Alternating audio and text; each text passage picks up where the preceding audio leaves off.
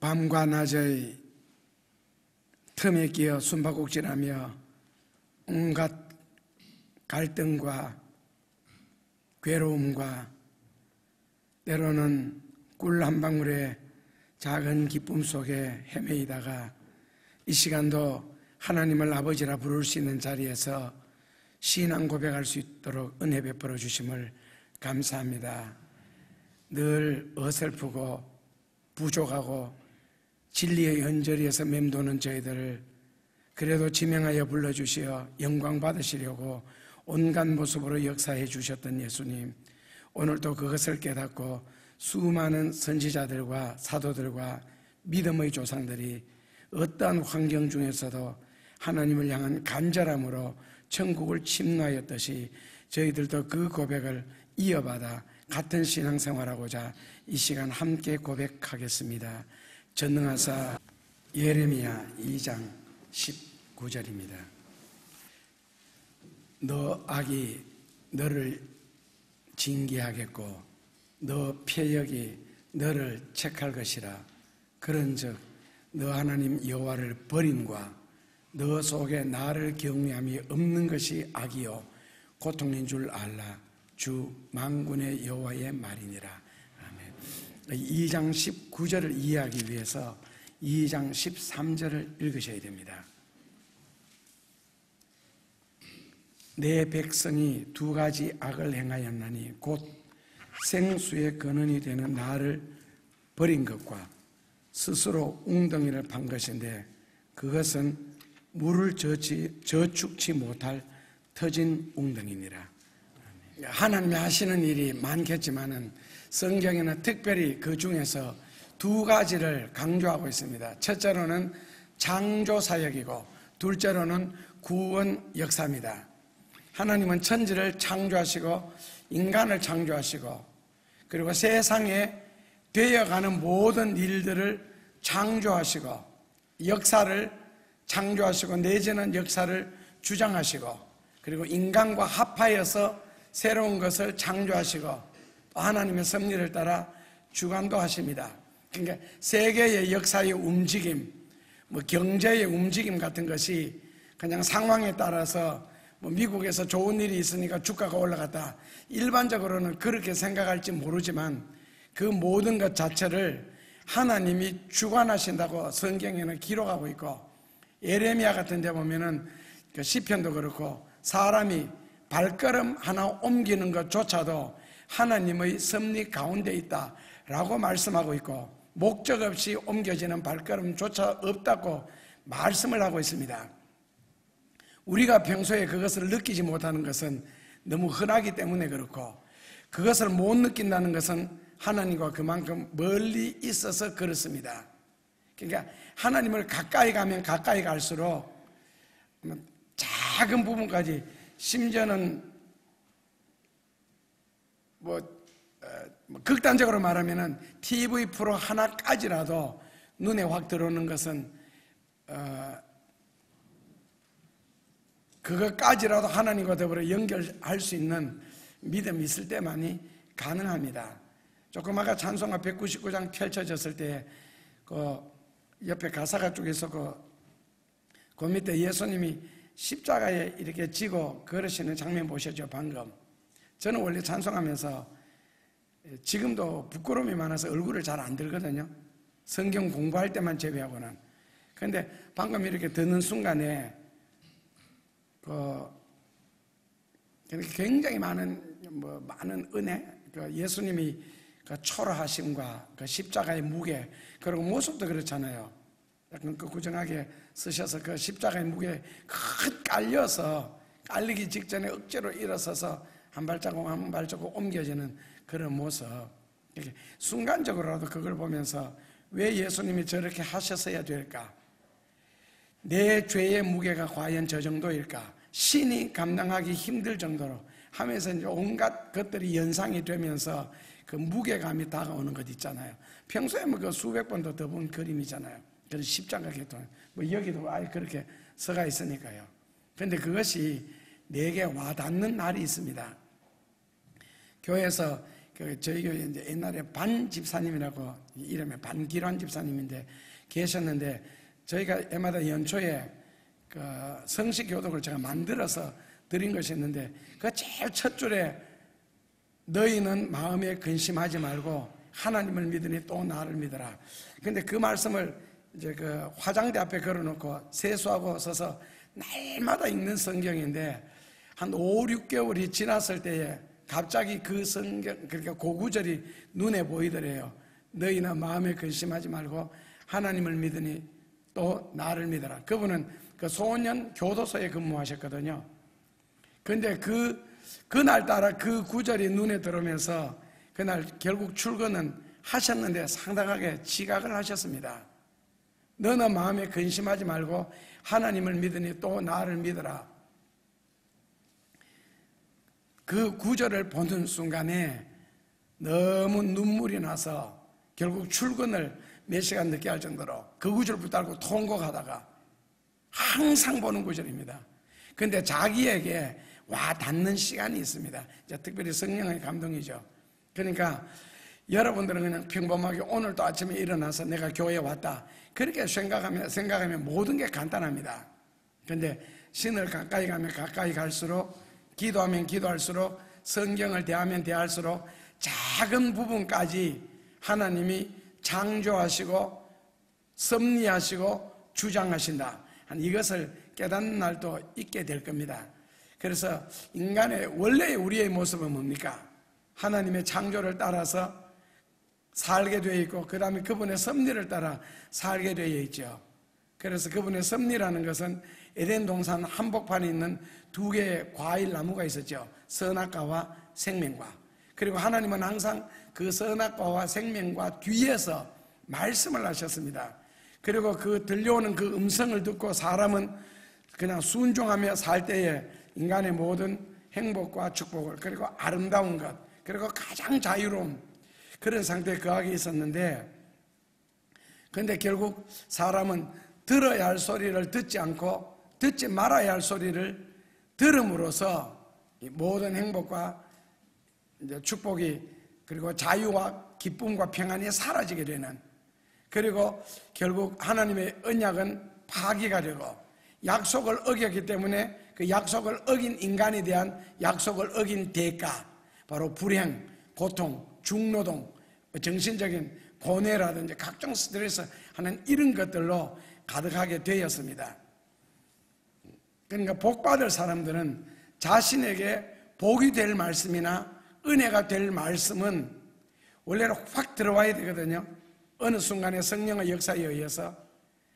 그런데 복이 안 되려고 하면은, 은혜가 안 되려고 하면은, 그 영적인 세계적으로 이야기한다면은, 마귀가 귀를 막게 하고, 그리고 자기 양심의 감동조차도 무시하게 됩니다. 그리고 듣지 못하게 하고, 그 다음에는 이제 좀 섭섭한 소리, 진리에 관한 소리, 누가 나를 욕을 하거나 비판을 하거나 해야 하는 소리는 귀에 굉장히 크게 들리도록 해서 원수를 짓도록 하고 다툼을 일으키도록 그렇게 마귀가 역사를 합니다. 또한 사람들은 거기에 또한 너무 충실하게 순종을 해주잖아요. 성숙하지 못하기 때문에. 그래서 마귀가 말세에 쓰는 작전 중에 하나가 사람들에게 자존심을 끝까지 내세워주는 거예요. 그래서 하루 굶는 것은 참을 수 있는데 누군가가 내 자존심을 건드리다 이거는 절대로 용서도 안 되고 참을 수도 없는 문제예요. 그것이 설령 성경이라 할지라도 용서 안 하는 거예요. 그러니까 성경을 내가 읽을 때는 얼마든지 용서가 되고 그게 얼마든지 이해가 되고 오히려 회개를 하게 되는데 그것이 강단의 설교라는 모습으로 내게 들려올 때는 나는 절대로 용납도 안 되고 회개도 안 하고 오히려 반발을 하게 되고 오히려 거역을 하게 됩니다. 이제 마귀가 그만큼 우리를 키워놓았습니다. 그래서 그것이 결론은 이제 불행에 빠뜨려지게 되고 축복에서 멀어지게 되는 것들입니다. 처음부터 하와가 불행한 것은 절대로 아니었고 남편과 불행하거나 불편한 관계로 산 것도 아니었습니다. 마귀가 하나님과 그들 사이에 이제 비집고 들어갔죠. 결론은 이간질을 시켰고요. 그러니까 그 이간질에 결국 사람은 넘어갔고요. 그래서 하나님의 말씀에 노골적으로 마귀가 나타나서 불순종해라 그렇게 말한 것이 아니었잖아요. 하나님의 말씀을 들을 때 살짝 의심을 품도록 만들고, 그리고 자기 환경이라는 것이 있고 자기 수준이라는 것이 있고, 그다음에 사람은 저마다 상황이라는 것이 있습니다. 거기에 끼워 맞추어서 설교를 듣도록 만들었고 성경을 보도록 만들었습니다. 그래서 성경 그대로, 텍스트 그대로 받아들이도록 하는 것이 아니고 성경을 재해석을 하도록 해서, 그 다음에 자기 생활에, 자기 상황에, 자기 환경에 맞도록 아전인수격으로 이해를 함으로써 결론은 말씀을 불순종하게 만드는 것이 또한 목적이고 작전이기도 하죠. 그래서 선악과를 따먹지 말고 만지지도 말라 하더냐, 이런 식으로요. 하나님은 선악과를 따먹지 마라 17절에 2장에서 창세기, 먹는 날에는 너가 정령 죽으리라, 굉장히 간단하게 말씀하셨거든요. 그런데 마귀는 뭐 죽을까 하노라, 하나님이 모든 것을 아시니까, 그리고 만지지도, 이런 식으로 살짝 말씀 속에 자기의 의사를 개입을 시킵니다. 그리고 사람들에게 이해를 시킨다는 명목으로 교묘하게 그렇게 파고들었죠.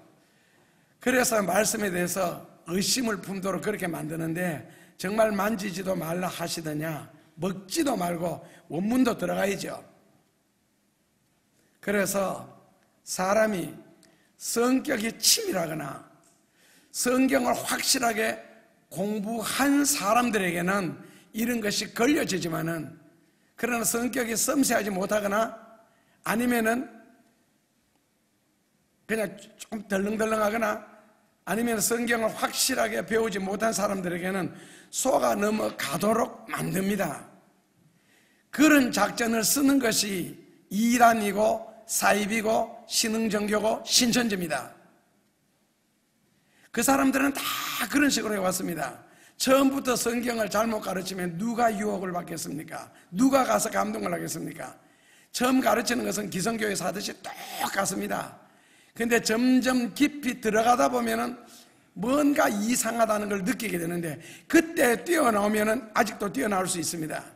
근데 그때 나오지 못하고 그 다음에는 계속 매여 들어가다 보면은 나중에 성경 끝자락에 가면은 만왕의 왕 예수 그리스도가 나오는 자리가 있습니다. 결국 그 자리 근처 가게 되면은 갑자기 거기에 어떤 목사님의 이름이 나타나고 어떤 교주의 이름이 나타나고, 그리고 그 교주를 넘어서지 못하도록 결국에는 예수 그리스도의 앉는 자리, 받을 영광, 거기에 옆에다가 앞에다가 교주나 아니면은 어떤 목사님들의 이름을 집어넣음으로써 결국 그 목사도 이제 교주가 되는 거죠.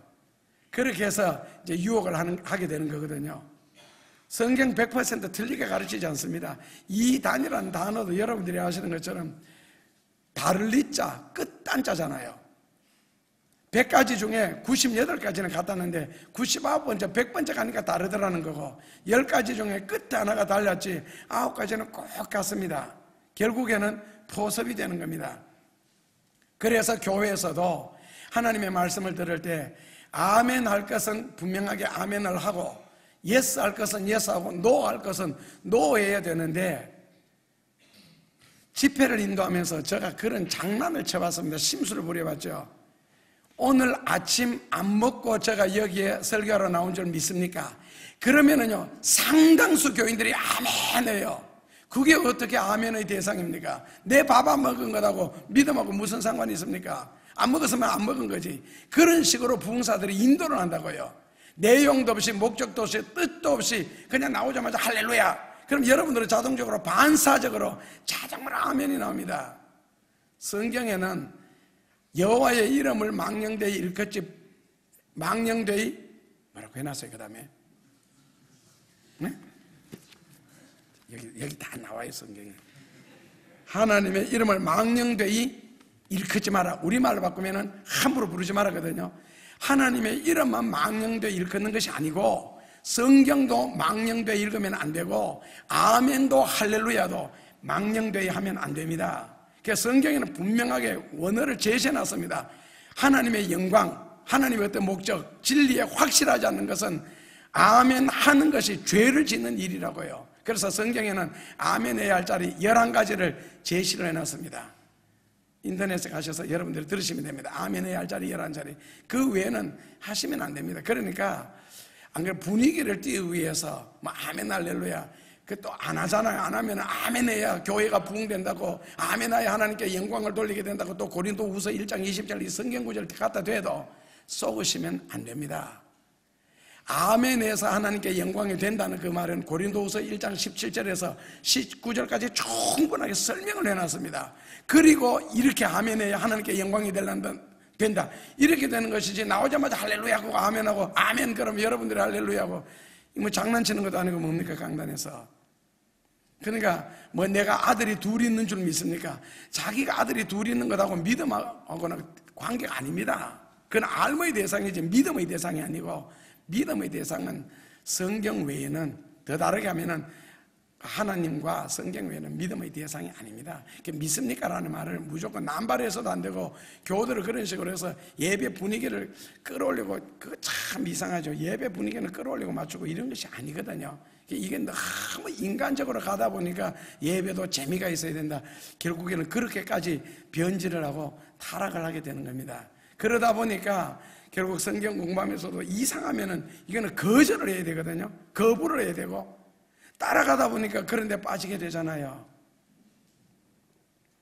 그래서 결국 로서의 처처럼 머뭇거리다가 결국 그 불에 타 죽게 되잖아요. 그러니까 소금 기둥이 되어 죽고, 아니면 로서의 사위들처럼 심하게는 의심하면서 불순종하다가 불에 타 죽게 되는요.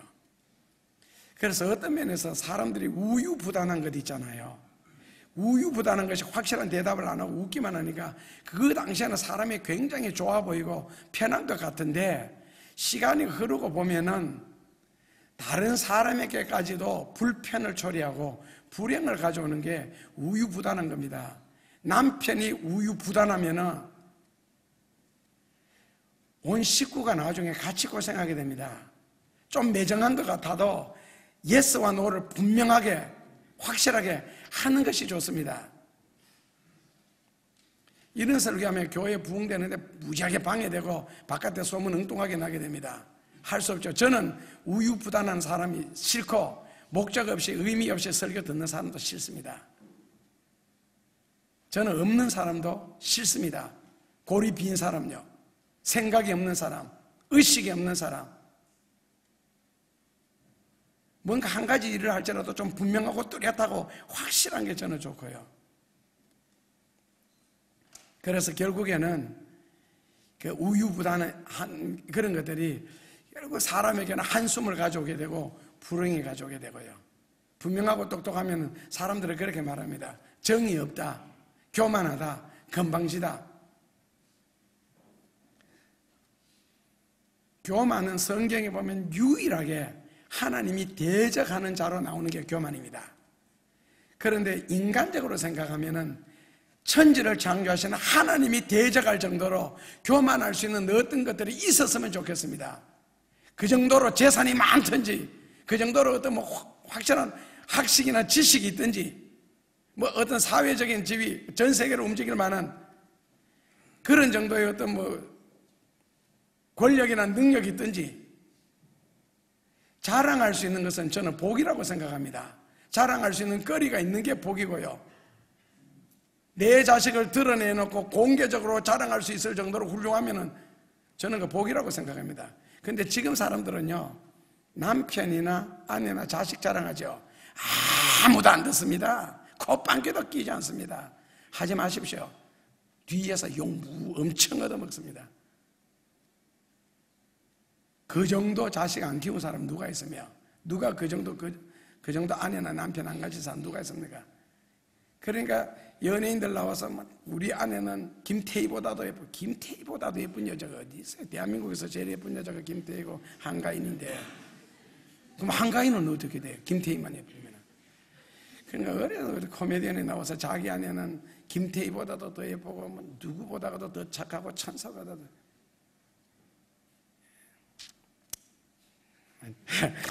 반푸사 차라리 팔등신 같으면 이해나. 팔등신이 아니다. 반푸사 뭐라 그래요 그걸?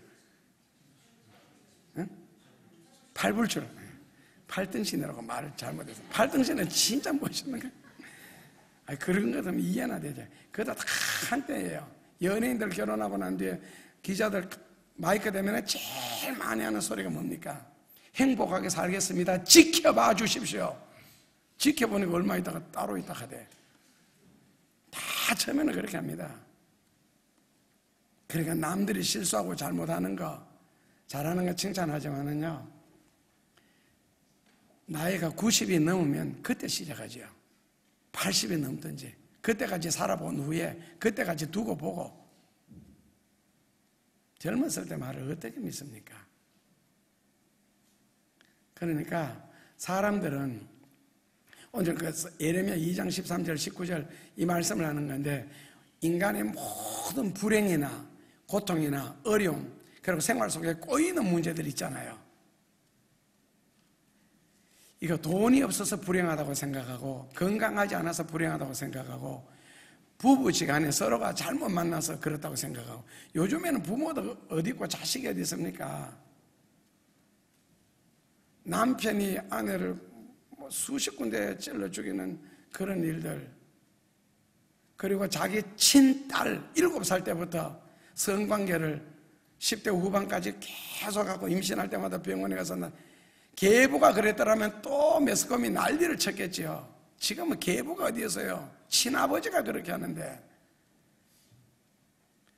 평소에 집에서 놀기만 한다고 동생이 엄마가 했다고 해서 부모를 다 찔러 죽이고 동생까지 죽이는 그런 세상에 사는데요. 돈이 없어서 불행하고, 사람 잘못 만나서 불행하고, 사람들은 자꾸 운이 없어서 그렇다고 하는데, 성경에는 그렇게 말을 하지 않습니다. 한마디로 죄악성이라 그러거든요. 그러니까 가난한 집안의 형제들이 우애가 더 있고, 없는 사람들이 더 인정이고, 지금도 나가보면 우리나라 1950년대 그때 있잖아요. 그러니까 사람들 자기 먹을 것 없으면서도 남한테 베풀 것은 꼭 가지고 있는 거. 저희 집에도 그랬어요. 어렸을 때 보면은 우리 먹을 거는 없어도 길에 지나가는 행인들에 들러서 뭐 밥 한 술 주세요 그러면은 할머니가 어디서 만들어내는지 부엌에서 밥상을 들고 나와요. 지금도 후진국들 가면요, 아직도 인정이 살아있습니다. 특히 아프리카 쪽에는요.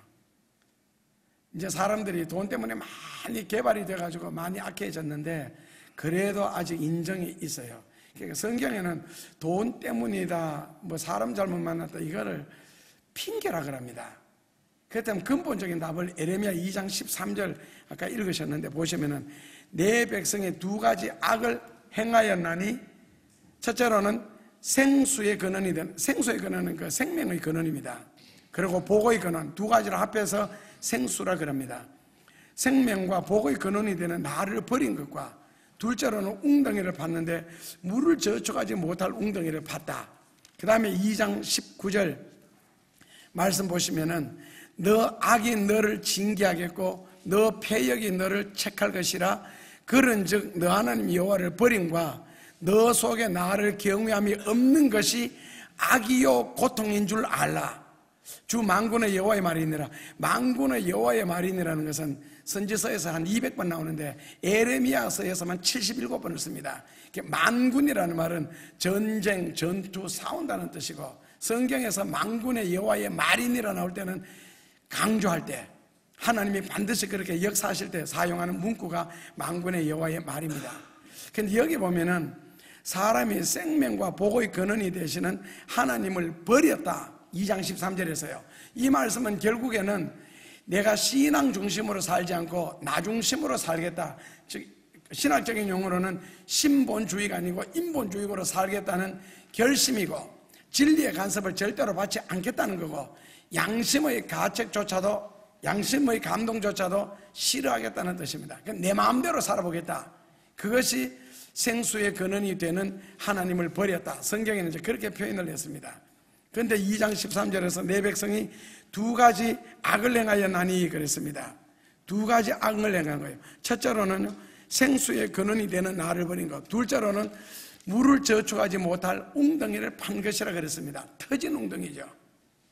웅덩이는 여러분들도 잘 아시겠지만 1950년대, 60년대 이때까지만 할지라도 웅덩이가 많이 있었습니다.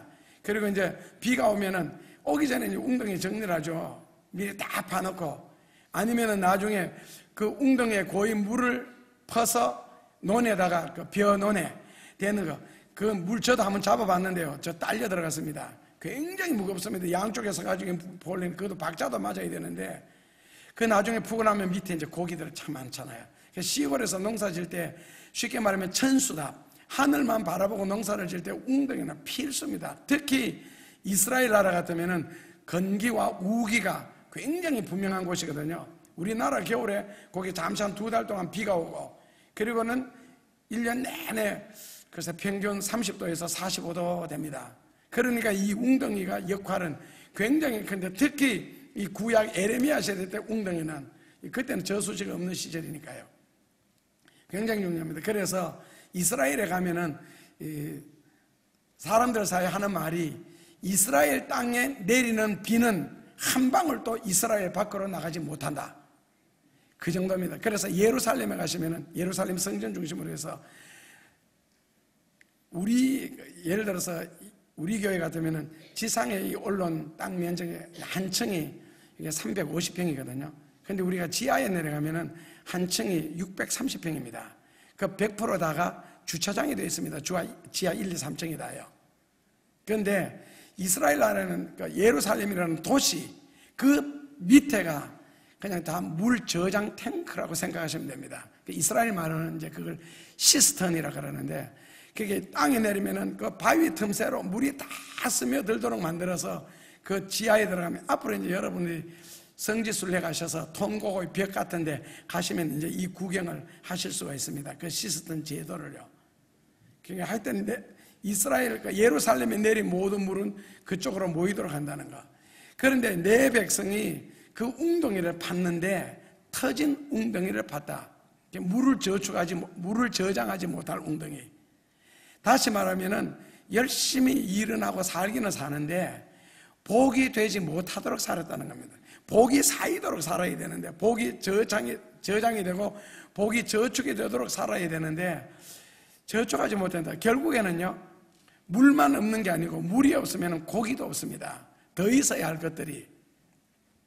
결국에는 물 없는 웅덩이를, 터진 웅덩이를 팠다는 것은 성경적인 답변은 간단합니다.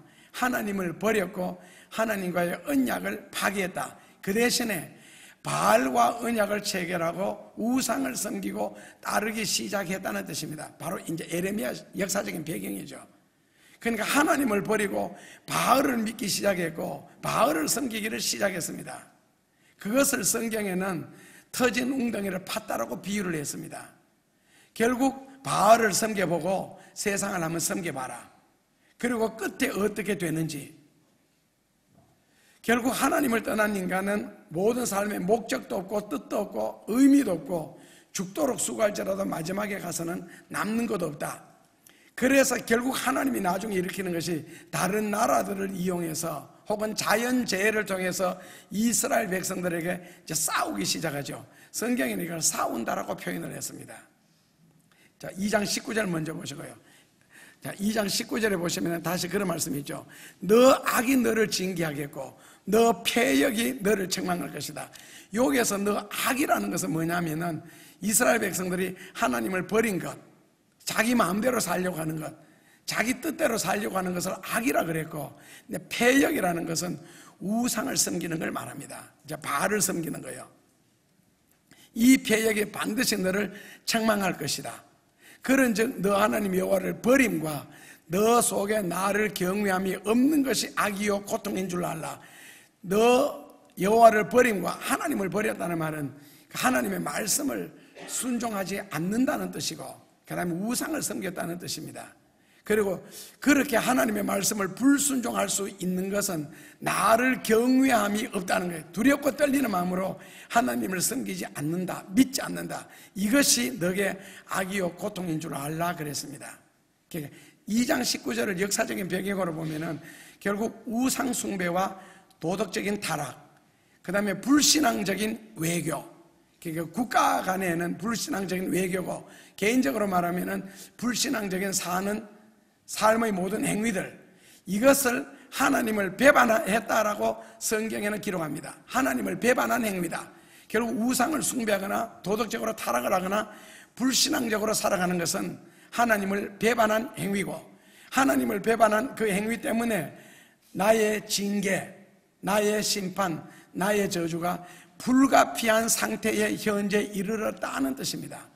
그렇다면 이스라엘 백성들이 왜 하나님을 버렸겠어요? 버린 후에 그들이 의지한 것이 바로 주변의 강대국입니다. 그러니까 보이지 않는 하나님을 의지하고, 보이지 않는 하나님을 위해서는 선지자라는 존재가 있어야 되고, 그 선지자가 기도를 많이 해서 하나님의 뜻을 깨닫고 하나님의 말씀을 듣고 이스라엘 백성들에게 계속 전해줘야 되는데, 그러기 위해서는 에레미야 성경에 보면은 그 말씀이 듣기가 싫은 거예요. 그래서 뭐라고 말하느냐면은, 너는 우리 귀에 듣기 좋은 말을 하지 우리 귀에 거슬리는 설교를 하지 마라. 하나님의 음성은 전하지 마라. 만약에 그래도 너가 하나님으로부터 음성을 들었다, 계시를 받았다고 하면서 계속적으로 하나님의 말씀을 전하면은 우리에게 돌로 맞아 죽을 줄 알아라. 결국 에레미야는 돌에 맞아 죽었습니다. 왜냐하면 내가 복음을 전하지 않겠다라고 에레미야가 결심을 하거든요. 이스라엘 백성들이 너무 싫어하니까요.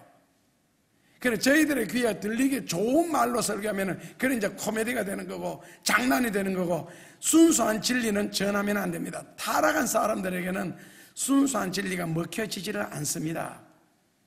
그러니까 성경 말씀을 너무 구체적으로 그리고 현실적으로 전하게 되면 사람들이 싫어하니까 이걸 감추어 놓고 누이 좋고 매부 좋은 설교 있잖아요. 서로 부담이 안 되는 거. 어차피 여러분들이 대접하는 것을 가지고 뭐 밥 한 그릇이라도 먹는데 얼굴 찌푸리고 눈 찌푸리를 그릇 설교할 필요가 뭐가 있어요.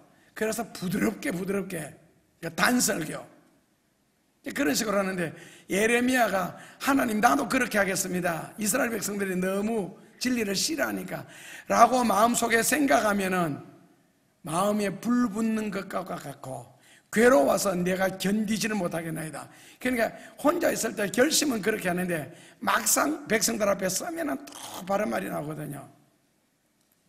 인터넷에 들어가셔서 저 설교 평가해 놓은 거 보셨죠?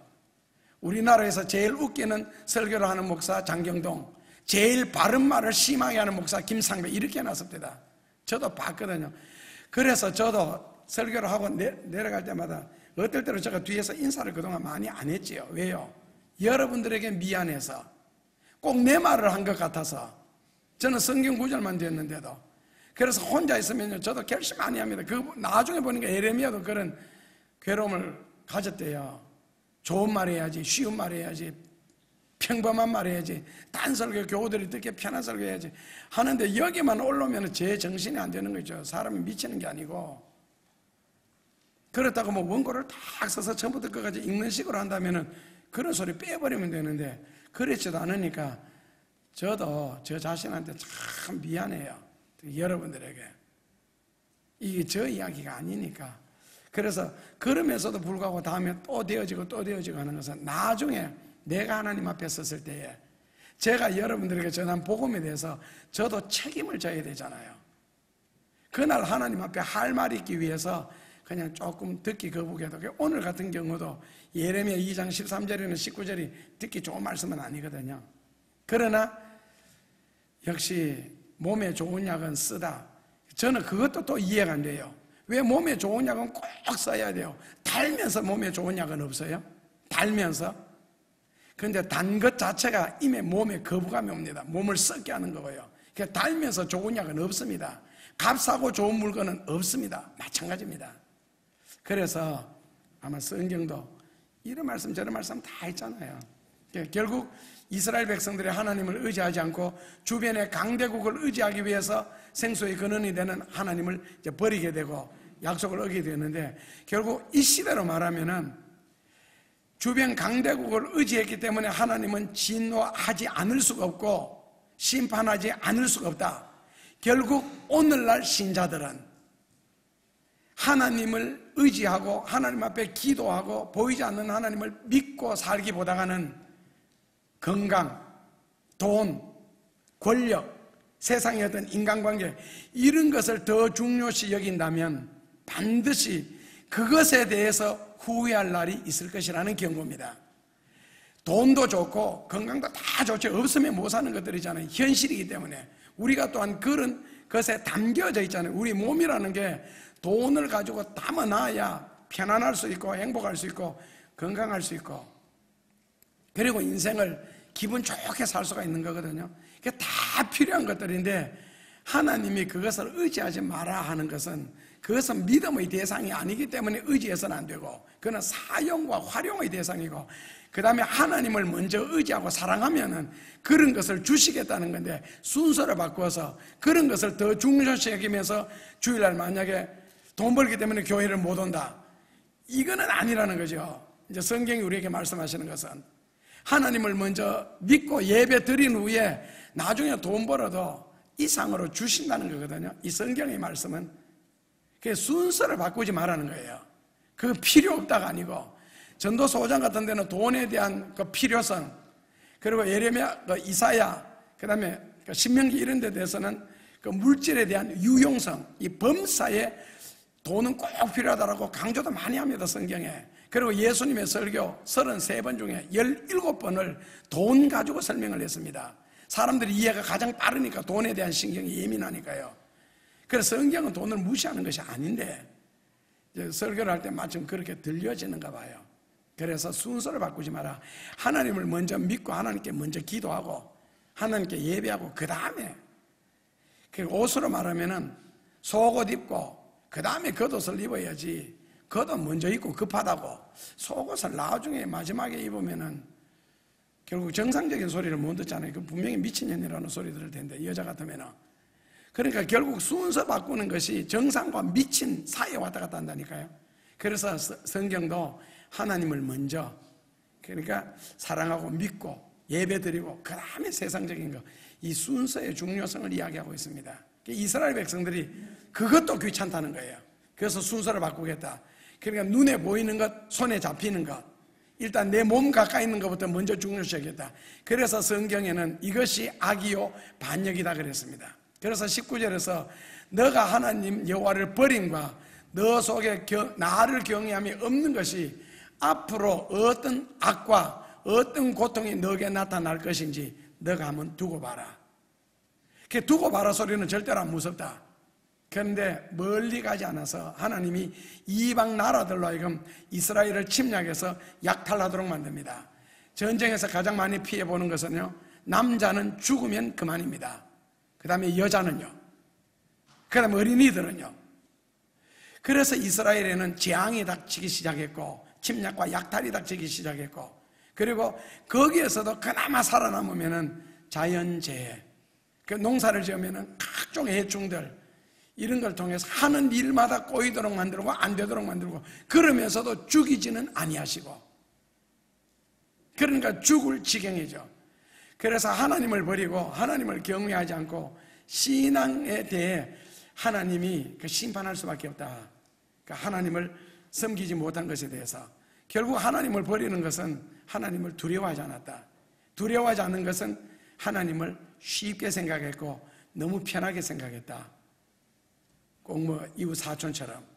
그러니까 하나님은 심판할 수밖에 없다. 결국 재앙의 원인이나 고통과 어려움의 원인 아니면은 이 하는 일들마다 꼬이거나 안 될 때 내만 안 되는 것이 아니고 자녀들 하는 일까지라도 지독하게 안 될 때 이 원인은 세상적인 어떤 조건 때문이 아니라 하나님으로부터 답을 찾으라는 겁니다. 신앙생활 제대로 하지 않아서 일어나는 경우들이 굉장히 많다는 겁니다. 이스라엘 백성들이 하나님과 약속을 버리고 말씀을 불순종하는 이유는 하나님을 두려워하지 않았다. 즉 믿음이 없었다는 거거든요. 우리는 대화 속에 그런 말들 참 많이 하대요. 제가 믿음이 없어서 그렇다고. 그런데 다른 말은 해도 믿음이 없다 이런 단어는 원래 쓰시면 안 됩니다. 성경에는 믿음이 없다라는 단어는 다른 말로는 이것이 곧 악이요 고통이다. 그러니까 크게 말하면은 왕들에게는 이제 전쟁, 침략, 약탈, 농사 짓는 사람들에게는 자연재해, 각종 해충 이런 것들이거든요. 그러니까 성경적으로 말하면 사람에게 재앙이 닥치거나 각종 해로운 것이 다가오거나 일이 꼬이거나 환난이나 재난이 다가오는 이유는 하나님과 관계가 잘못되었다는 겁니다. 하나님의 자녀들에게는요. 불신자들은 버려진 사람들입니다. 세상 사람들은 마귀에게 속하여졌다라고 에베소서 2장 2절 이하에 나와 있습니다. 그리고 요한복음 8장 41절에서 44절까지 쭉 보면은 그들은 세상에 속하 있고 마귀의 자녀들이다. 성경에는 이렇게 있거든요. 불신자들까지 우리가 터치를 하지 말고 신자들, 즉 하나님의 자녀들이 잘못될 때는 이유가 있다는 거예요. 하나님의 자녀라는 겁니다. 우리는 천지를 창조하신 생사화복을 주장하시는, 그리고 우리가 고통당하며 사는 것은 하나님이 원하시는 것이 아니다. 에레미야 예가에 나오는 말씀인데, 그렇기 때문에 세상에서 뭔가 잘못되고 꼬이면은 그거 꼭 무릎 꿇고 답을 찾으래요. 인간관계에서 답을 찾지 말고 돈이 없어서, 능력이 없어서, 재수가 없어서 이런 소리 하지 말라는 겁니다. 사울 왕처럼 하나님과 관계 한번 잘못 딱 꼬이면은 전쟁에 나가도 실패를 합니다. 하는 일이 다 꼬입니다. 왕들처럼 옷을 갈아입고 군사복을 입고 나가도 우연히 쏜 화살에 맞아 죽습니다. 하나님의 눈을 피할 수는 없잖아요. 그러니까 끈을 쥐고 있는 분이 풀어주지 않고 움직일 수 없도록 올가매고 있는데 거기서 사람들이 어떻게 벗어납니까? 해변가에서 개척할 때 간포했어요. 4번째 개척교회 때 그 그물을 쳐놓고 새벽기도 마치고 바로 그물을 걷으러 같이 나가봤거든요. 교우를 따라서. 물고기들이 그물에 한번 딱 들어와서 갇히면은 조용하게 기도하는 자세로 가만히 있으면 고통은 당하지 않는데, 거기서 빠져나가기 위해서 막 움직이고 설치면은 그물에 나중에는 완전히 그물에 말려가지고 그래서 죽어 있습니다. 갇히면은 가만히 기도하고 있으면 됩니다. 살 수는 있습니다. 그러므로 자꾸 여러분들이 힘들고 어려울 때 세상적으로 원인을 캐어봤자 답이 안 나옵니다. 나는 원래 몸이 약하게 태어나서 돈이 없어서, 능력이 없어서, 부모를 잘못 만나서, 친구를 잘못 만나서 밤낮으로 외워도 답이 안 나옵니다. 외울 뿐이지요. 그래서 성경에서는 무릎을 꿇고 하나님께 답을 찾아라. 그분이 생명과 복의 근원이 되신다. 다니엘처럼 사자굴 속에 들어가도 좋고 요셉처럼 감옥에 들어가도 좋다. 원인은 하나님을 더 잘 믿으려고 하다가, 정직하게 살려고 하다가 다 당하는데, 그리고 우상을 섬기지 않기 위해서 풀무불 속에 들어가는데, 그런 곳에 들어갈지라도 하나님과 더불어 들어가잖아요. 하나님과 그걸 우리가 동행한다 그러거든요. 그렇다고 하나님이 동행하는 게 눈에 보입니까? 귀에 들립니까? 그러니까 여러분들의 마음이 항상 하나님을 향해서 깨달은 진리의 말씀을 붙잡고 거기서 어긋나지 않게 산다면은 그것이 곧 하나님과 함께하는 것이고 하나님과 동행하는 것이 됩니다.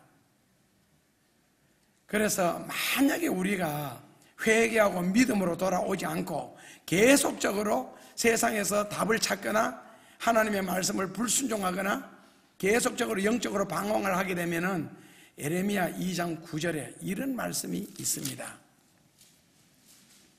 그러므로 너가, 즉 나와 여전히 내가 여전히 너희와 다투고 너희 후손과도 다투리라.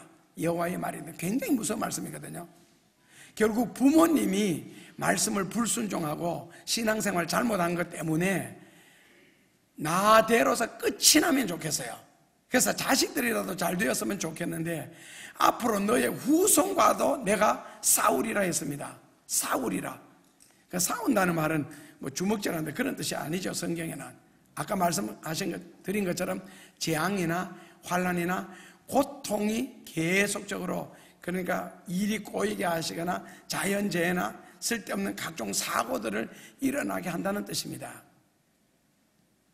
그러니까 부모가 하나님을 바르게 섬기지 못하고 신앙생활을 바르게 하지 않는다면 너의 대로서 끝낼 것이 아니고 너의 후손과도 내가 계속 싸우겠다. 그래서 아마 자녀 3, 4대까지 가는가 봐요.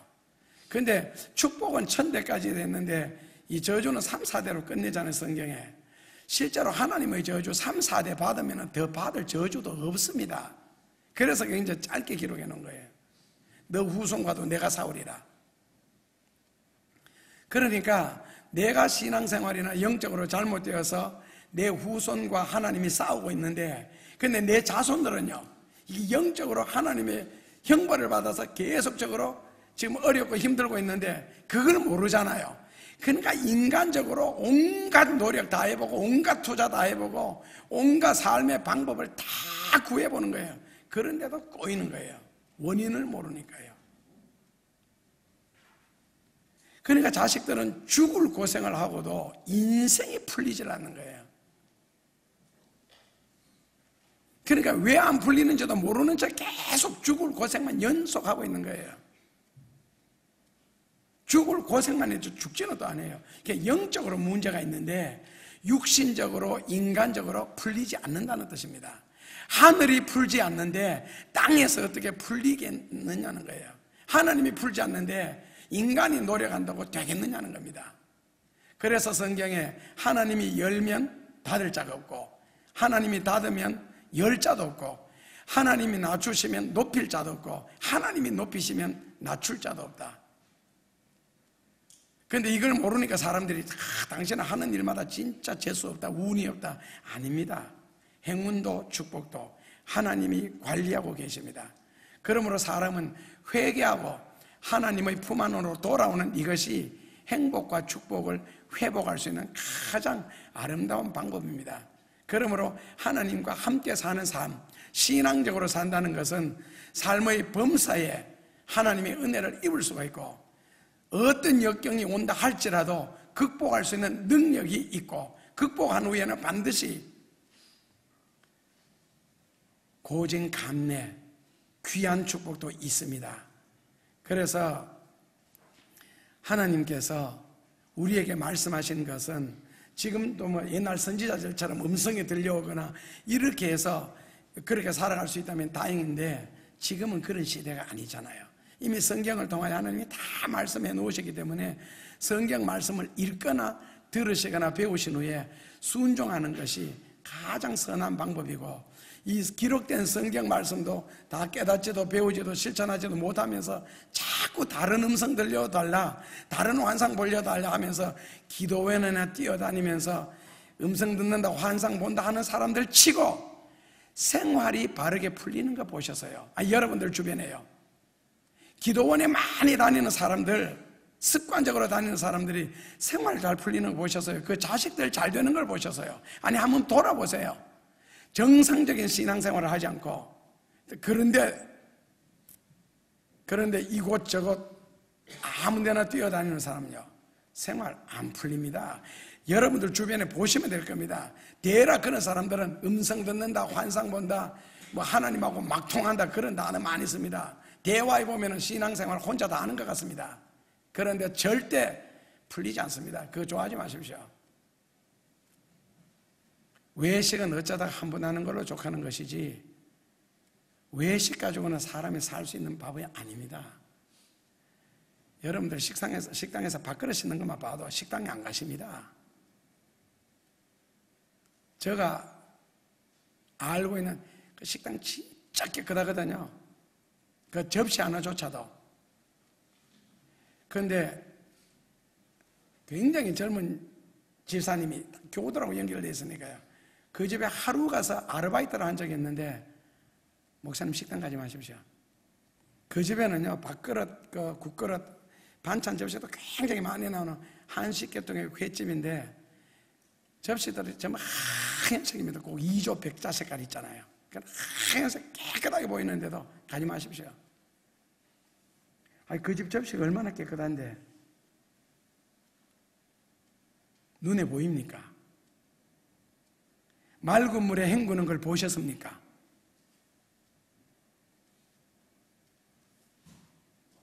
그래서 뭐 식당이 다 그렇다는 건 아니고 그렇게 소문난 집도 그렇다는 거예요. 요즘에는 그런 포장마차 없어졌는데 물 한 바퀴에서 하면은요 아침부터 저녁 밤 12시까지 하루 종일 그 한 바퀴에서 가지고 장사 다 하잖아요. 그런데도 맛있잖아요. 그러니까 자꾸 성경에 기록된 것도 우리가 순종하기 바빠 죽겠는데 없는 소리 자꾸 들으려고 안 보이는 거 자꾸 보려고 애쓰지 마십시오. 그러면 눈에 헛개비 나타납니다. 귀에 엉뚱한 소리 들리고 저도 좀 들었습니다. 옛날에 좀 봤고. 그렇기 때문에 이런 말을 할 수가 있는 거예요. 너무 다른 것에 의지하지 마십시오. 그거 다 지나고 나면은 다 후회가 됩니다. 결국 근본적으로는 하나님과 나 사이에 정상적인 방법과 정상적인 관계를 통해 예배를 통해서 풀어나가야지 다른 방법 하나님 우리에게 주신 예가 없습니다. 선지자가 아닙니다. 그 사람들요. 선지자 이미 끝났습니다. 말라기로 아니면 마지막 선지자로 간다면 세례 요한까지 억지로 할 수가 있고요. 그래서 사람이 불행하게 되는 원인, 꼬이게 되는 원인은 말씀을 불순종했기 때문에 그렇다.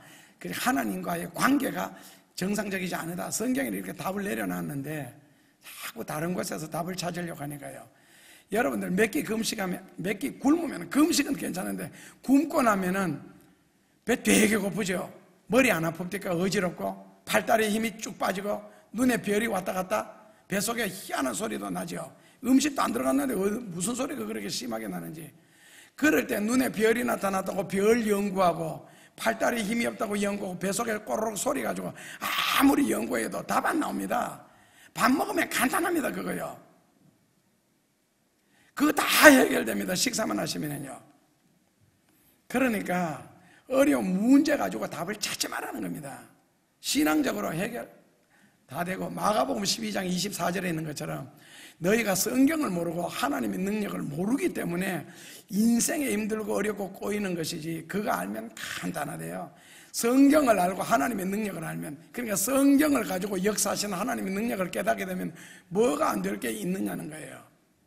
100명 안 되는 교인을 가지고 이 교회 짓고 이 교회가 96번째 지었습니다. 99번째 지금 교회가 건축 중에 있습니다. 네팔에. 102번째 교회는 필리핀에 지을 겁니다. 103번째 교회는 미얀마에 지을 거고요. 104번째 교회는 다시 네팔입니다. 그래서 102번째, 103번째, 104번째 지을 교회에 이미 헌금이 들어와 있습니다. 100번째는 우리 교회가 학교를 지으려고요. 제3세계. 101번째는 교회 카페가 돈을 벌어서 다시 교회를 지으려고. 그게 102번째예요. 103번째까지 헌금이 이미 들어와 있습니다. 이거 사람이 어떻게 합니까? 이 적은 교인 수로.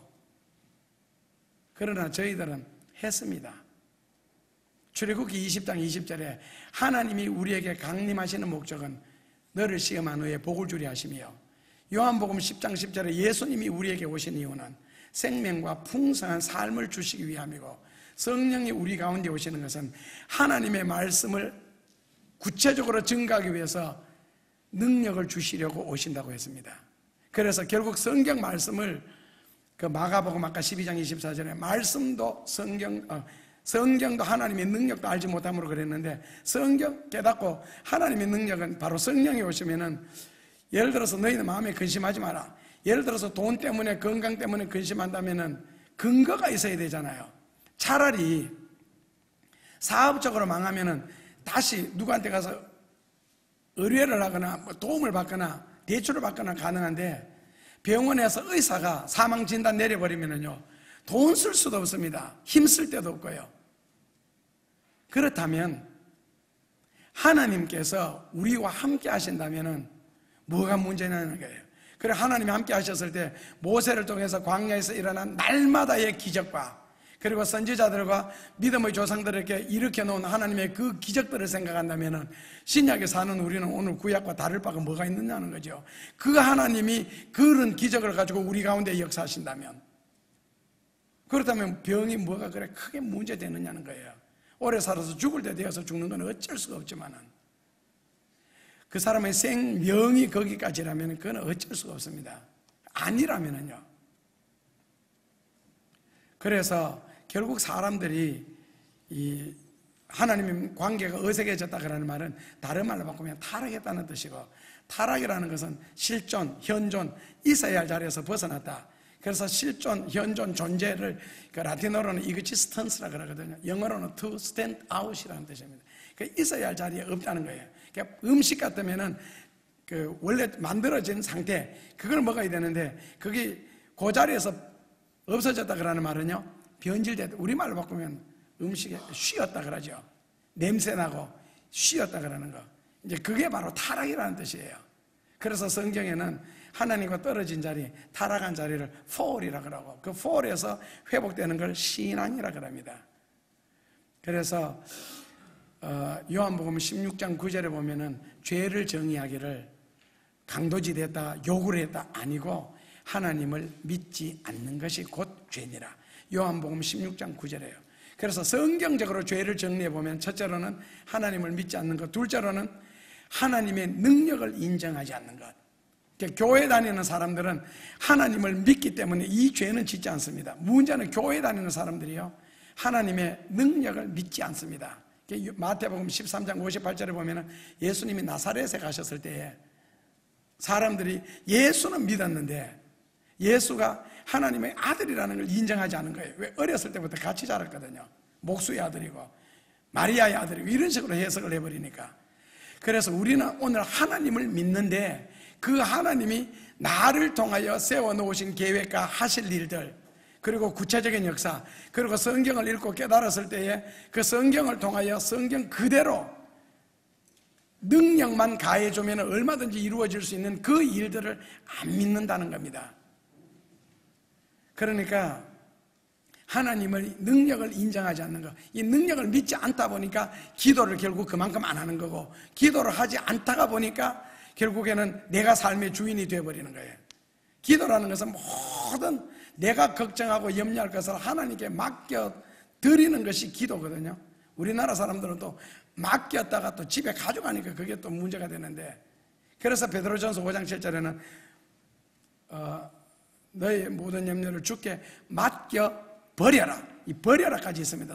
맡겼으면 그 다음에는 잊어라, 포기해라, 그리고 그분의 능력에 맡겨라. 그분이 알아서 처리한다. 그 위해서는 우리는 간절히 기도해야 된다. 그러니까 우리에게 기도할 의무와 기도할 특권만 주셨지 걱정할 수 있는 의무까지는 주시지 않았습니다. 그래서 세상에 살아가면서 걱정하지 않고 어떻게 사느냐 그랬을 때, 걱정하지 말고 살아라고 기도를 주신 거고, 성경의 인도를 받으라는 거고, 그 성경에 하나님의 능력이 임하면은 다 해결될 수 있다고 가르치는 게 바로 성경입니다. 그래서 여러분들의 삶 속에서 지금 인정할 수 없고 이해할 수 없는 문제들도 기도하면서 신앙생활하면서 시간이 지나고 나면은 그것을 재료로 삼아서 하나님이 가장 귀한 것, 가장 선한 것, 때로는 상상도 못할 놀라운 일들을 이루어 놓으신다는 것을 체험하시게 될 겁니다. 그래서 하나님의 말씀을 믿고 순종하다가 좋은 일이 오는 것을 체험할 수 있기를 주의 이름으로 축원합니다. 예수님 감사합니다. 성경도 하나님의 능력도 믿지 않으므로, 알지 못함으로 너희가 많이 고통을 당한다는 말씀을 되새기며 하나님을 경외함이 없는 것이 악이요 재난이라는 것을 깨닫고 터진 웅덩이를 파지 말라 하신 예수님, 무릎 꿇고 인생을 꾸려나가게 하시고 진리로 범사를 다스려 나가게 하소서. 그리하여 처음부터 끝까지 하나님의 도움과 축복 가운데 승리하는 자들의 삶이 되고 좋은 계절 여행 떠나듯 기분 좋게 인생을 살아갈 수 있도록 영육간에 저희들에게 은혜 베풀어 주옵소서. 예수님 이름으로 감사하며 기도하옵나이다. 사셔서 역사하시는 분이 우리의 아버지가 되심을 감사합니다. 예수님, 오늘도 우리의 구주와 주님으로서 저희와 함께 하심을 감사합니다. 세상을 향하여 나아가게 사오니 저희들의 발걸음에 복이 있게 하여 주시고 저희들의 손길에 주의 은혜 머물게 하여 주소서. 하는 범사 속에 주의 역사심이 따르게 하여 주시고 홀로 인생 살지 말게 하여 주옵소서.